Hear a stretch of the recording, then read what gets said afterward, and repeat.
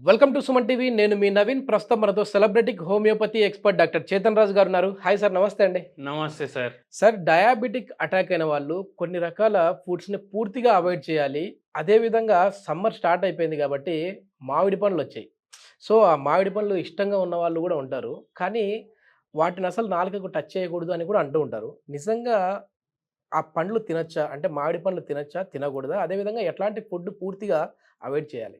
First మనం మామిడి పండ్ల గురించే మాట్లాడదాం. షూర్. ఎందుకంటే ఇప్పుడు ఎట్లా అయిపోయిందంటే రోజు ఒక 40, 50 మంది వస్తారు మన దగ్గరికి. దాంట్లో 80% పేషెంట్లకు ఉన్న డౌట్, సార్ నాకు మ్యాంగోస్ ఇష్టం, నేను తినాలనా వద్దా? Yes, yes. నాకు మ్యాంగోస్ ఇష్టం, నేను తినాలనా వద్దా? తింటే ఎందుకు తినాలి, తినకపోతే ఎందుకు తినొద్దు అనేసి చాలామంది డౌట్ అడుగుతారు. అయితే ఏందంటే ఎప్పుడైతే షుగర్ వ్యాధి వస్తుంది కదా, అది రావడానికి కొన్ని కారణాలు ఉంటాయి. ఓకే. ఏంది ఆ కారణాలు? మీ డయట్‌లో కార్బోహైడ్రేట్లు ఎక్కువ ఉండడం వల్ల. అది కూడా ఆర్టిఫిషియల్ కార్బోహైడ్రేట్లు అంటా నేను. ఆర్టిఫిషియల్ కార్బోహైడ్రేట్లు అంటే ఏంది? చక్కెర. ఇప్పుడు చక్కెర అయితే చెరుకు రసంతో తయారు చేస్తారు కదా! దాంట్లో ఎక్కడుంది artificial carbohydrate? Artificial carbohydrate in the sense, నేను దానికి ఏం ఎక్స్‌ప్లనేషన్ ఇస్తా అంటే, ఏదైతే ఫుడ్ ప్రాసెస్ అయింది, యెస్, యెస్. ఏదైతే ఫుడ్ ప్రాసెస్ అయింది, ఆ ఫుడ్ ఆర్టిఫిషియల్ అని చెప్తా నేను. ఓకే. డైరెక్ట్ చెరుకు తింటే ఏం గాదు. దాని నుంచి మళ్ళీ చక్కరగా చేస్తా ఉన్నారు కాబట్టి చెరుకు కూడా తినకూడదా? షుగర్ కేన్‌లో ఉండేది సుక్రోజ్. ఓకే. మీకు ఇంకోటి నేను ఎక్స్‌ప్లెయిన్ చేస్తా. యాహ్! ప్లీజ్. ఇప్పుడు షుగర్ కేన్ ఫ్యాక్టరీలో అబ్జర్వ్ చేయండి మీరు. ఓకే. ఈ చెరకు రసం తీసి దాంట్లోకెళ్ళి బెల్లం తయారు చేసి, మళ్ళా దాంట్లోకెళ్ళి చక్కెర తయారు చేస్తారు. ఇవి ఎప్పుడు ఈ చెరుకు ఏదైతే ఉంటాయి గదా, దాని ఫార్మ్ దగ్గరనే ఉంటాయి. ఓకే. దూరం ఉండవు. దానికి దగ్గరుంటాయి.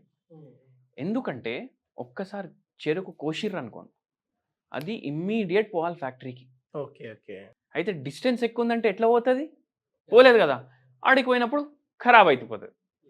అదే కాకుండా మీరు చూడండి, చెరుకు రసం తీసిర్రనుకోండి, ఇమ్మీడియేట్ తాగాలి దాన్ని. లేదంటే పులిసిపోయినట్టుగా పుల్లగా అయిపోతుంది. పులిసిపోయినట్టు ఉంటది. అయితే ఏందంటే ఫ్రూట్స్ ఏవైతే ఉంటాయి గదా, దీంట్లో సుక్రోజ్ ఉండదు. ఓకే.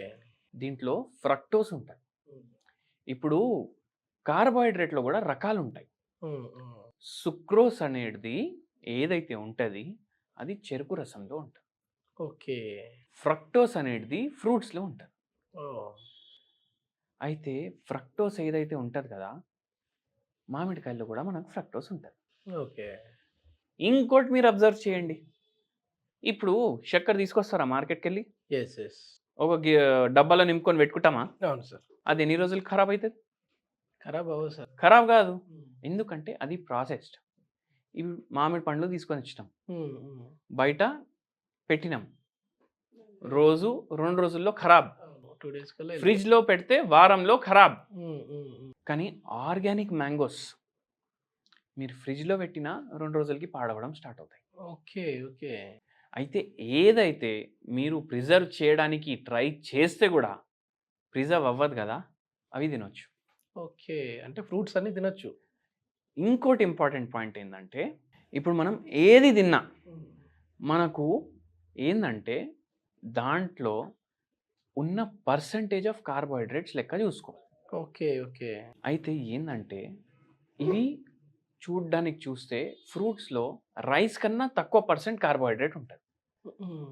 రైస్ కన్నా తక్కువ పర్సెంట్ కార్బోహైడ్రేట్ ఉంటది. ఓకే. సపోటా గురించి సార్, ఎందుకంటే అసలు సపోటాని పూర్తిగా అవాయిడ్ చేయాలి అంటూ ఉంటారు గదా! పూర్తిగా అవాయిడ్ చేయాలంటారు. నేను దానికి గూడా వస్తాను. ఓకే.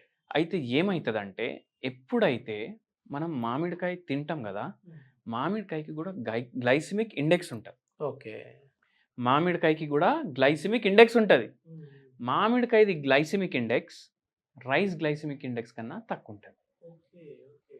ఇప్పుడు ఇది ఎందుకు ఇట్లా అయితది? దీంట్లో ఫైబర్ ఎక్కువుంటది. అవును. పీచు పదార్థం. అయితే మీరు తింటే కట్ జేసుకోవాలి. ఇప్పుడు బేనిషాన్ పండ్లు తింటున్నారు. హ్మ్. మ్యాంగో. కట్ చేసుకొని ఒక కటోరలో తీసుకొని తినాలి. ఓకే. తప్పు ఏం చేస్తాం?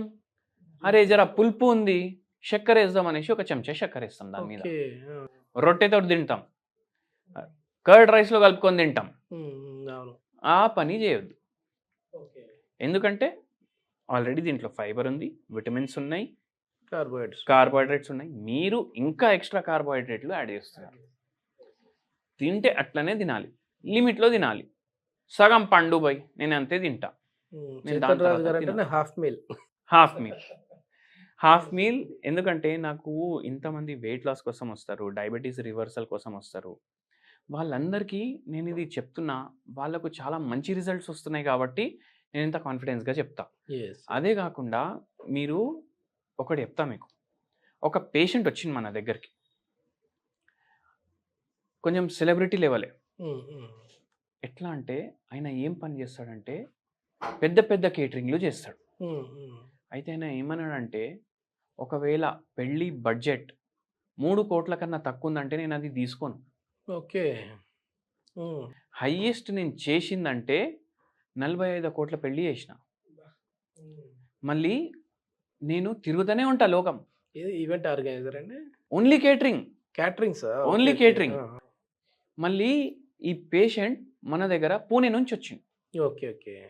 అయితే ఏమవుతుందంటే ఈ పేషెంట్కి ఫంక్షన్లు ఉంటాయి, ఇంకా ఈయన ఓన్లీ ఇండియన్ పెళ్ళిళ్ళు చేయడు. ఓకే. కేటరింగ్ బయట పెళ్ళిళ్ళు కూడా చేస్తాడు. అయితే ఏమైందంటే ఇప్పుడు కేటరింగ్ చేస్తే అన్నీ టేస్ట్ చేయాలి నేను.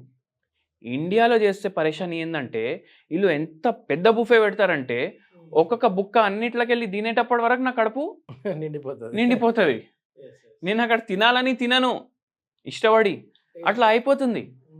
నెలలో ఒకవేళ సీజన్ స్టార్ట్ అయిందంటే నెలలో 40 రోజులు తినాలి నేను బయట. అంటే ఆయన ఏమంటున్నంటే అంత బిజీ ఉంటా నేను, ఒక్కొక్కసారి 2 పూటలు అవుతుంది. మళ్ళీ ట్రావెలింగ్ కూడా ఫుల్ ఉంటుంది నాకు. అట్లా ఆయనకు వెయిట్ ఫుల్ పుటాన్ అయిపోయింది. షుగర్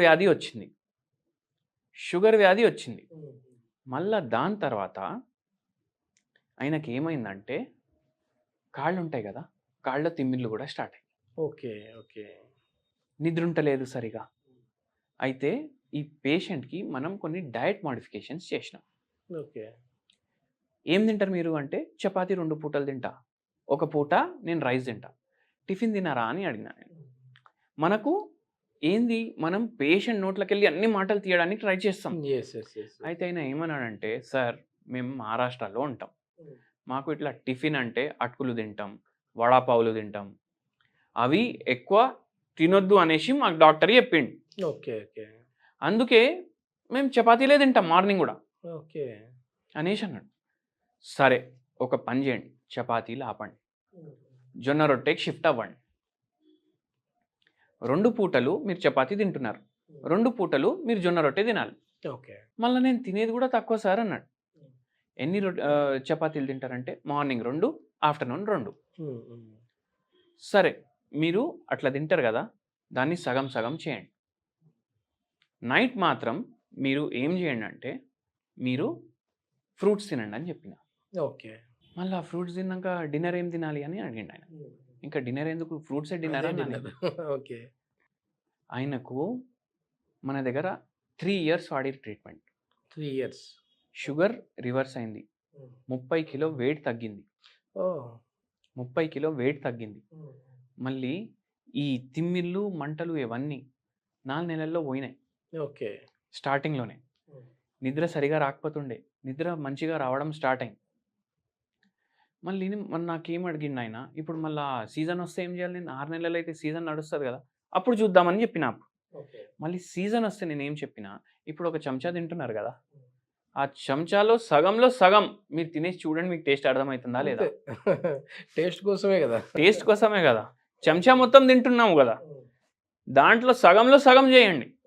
మీకు టేస్ట్ అర్థం అవ్వకపోతే మళ్ళీ ఇంకో కొంచెం క్వాంటిటీ పెంచేసి చూడండి. ఓకే సార్ అని చెప్పింది.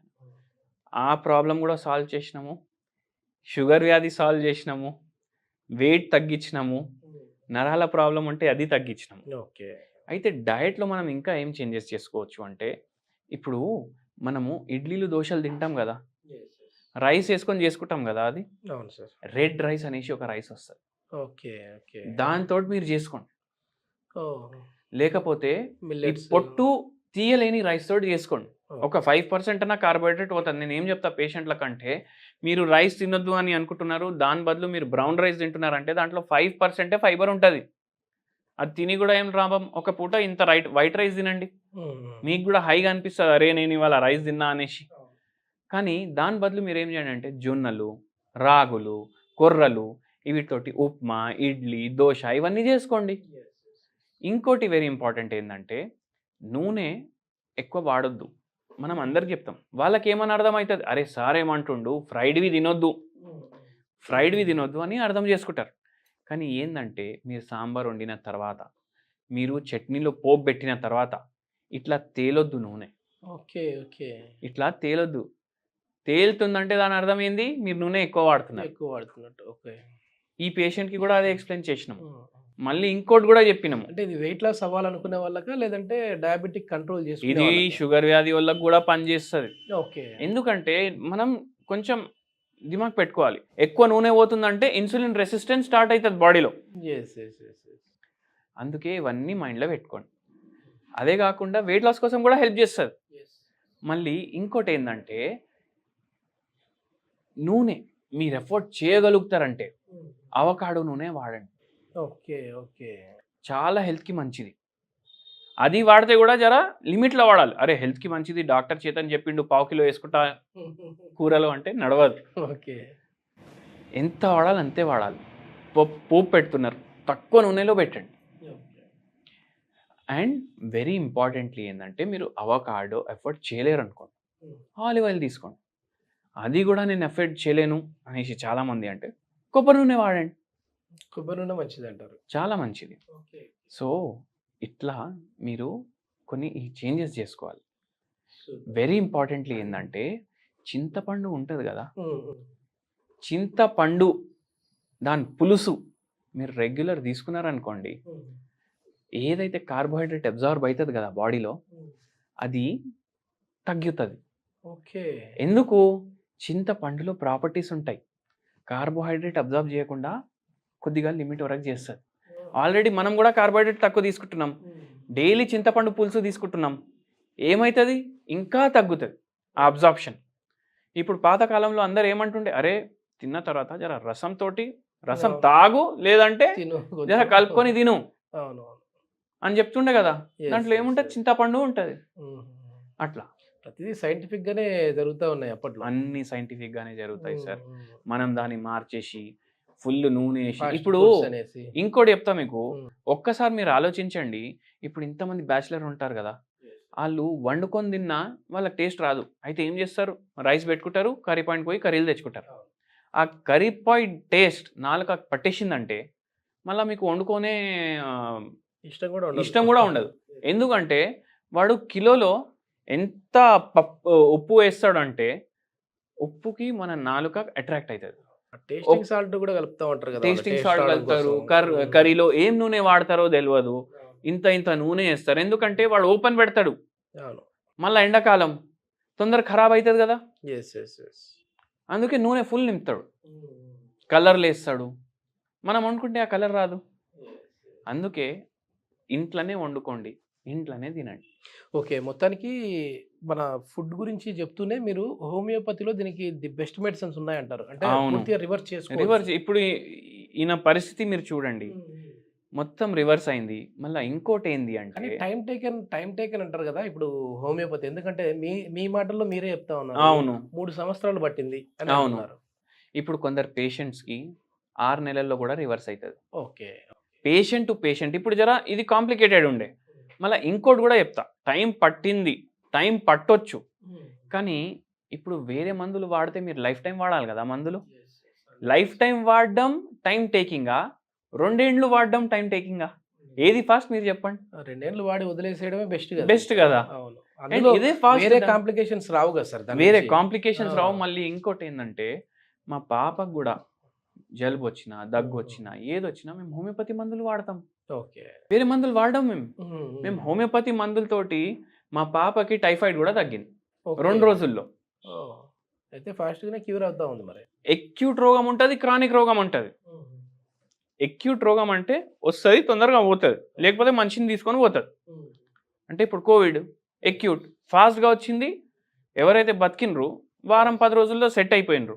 ఎవరైతే లేరు వాళ్ళని తీసుకొని వెళ్ళిపోయింది రోగం. క్రానిక్ రోగం ఏంటంటే మెల్లగా పెరుగుతుంది బాడీలో. అది పీక్సుకోవడానికే ఎన్నో ఇయర్స్ అయిపోతుంది. మళ్ళీ దాన్ని తీయడానికి అందుకే కొద్దిగా టైం పడుతుంది. అట్లా. ఓకే. మొత్తానికైతే కన్క్లూజన్ ఫ్రూట్స్ అయితే హ్యాపీగా తినొచ్చు. కానీ ఒకేసారి ఏదో తినమన్నారు కదా అని చెప్పేసి ఎక్కువ తినకూడదు. ఒక మీల్ సో ఫ్రూట్ మీల్ పెట్టుకోవాలి. ఒక meal. Okay. Okay. Thank you sir. చాలా మంచి ఇన్ఫర్మేషన్. ఎందుకంటే సమ్మర్ టైంలో కాబట్టి చాలామంది కూడా ఈ మ్యాంగోస్ మీద ఇష్టం ఉన్న వాళ్ళు ఉంటారు. సో అక్కడ వచ్చిన కమెంట్‌నే నేను మీకు క్వెషన్ రూపంలో అడిగానండి. Thank you sir. Thank you.